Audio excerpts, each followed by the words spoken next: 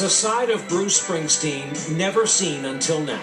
A young artist, newly famous, struggling to define himself while making his pivotal fourth album. The work during this time would become a blueprint that continues today, writing songs about subjects he wants to discuss. When you go, whatever you're going back to, you're going on the beat, right? You guys are on the beat. When you now look back on you in those pictures, those films, what was brimming and bursting inside you, what do you think? I usually think like, man, I was really skinny.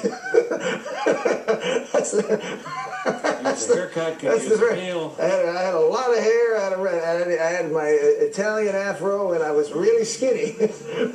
So creatively, I'm the same creature. I pursue my work with the same sort of intensity. I get the same joy out of it, if not more. You sat down to record Darkness, and you say in no uncertain terms to members of the band, this will prove whether or not we're worth it, we're good.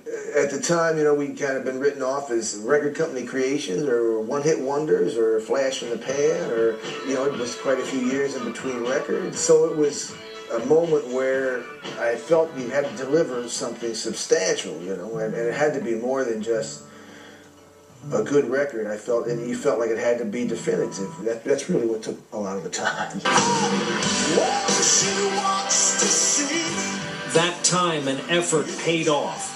Darkness remained on the charts for 97 weeks, made Rolling Stone's 500 Greatest Albums issue, and to date it has sold over 3 million copies. At the beginning of the documentary, you're under a lot of pressure for a young man. This decides what kind of artist you'll be seen as. It won't change your core, your character, but it turned out okay, didn't it? Well, yeah, I was saying in the documentary, it was more than rich or famous or happy. We wanted to be great, and that's what motivates us still on a nightly basis. On any given evening, when the lights go down, you have an opportunity to pull magic out of the air. And I look into the faces that I do it for every night. I look straight at you, and I see you looking straight back. So, we always want to be at our best. Percentage of your fans who approach you in public to say, soundtrack of my life? I'd say probably, maybe that's the finest compliment people give you, is that, you've been a part of my life. I sit in this room. Behind you is a glass box where you record your voice. We're surrounded by tambourines that the big man has used and guitars that you've used. This is the stuff of Springsteen music, and you're laughing.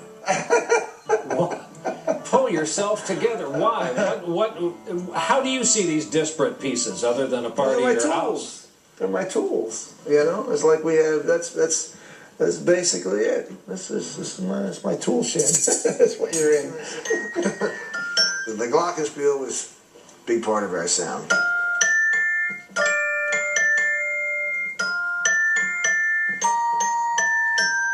Whoops, I forgot that riff. After all those years, how about that? Yeah, that's lovely. The glockenspiel, there it is.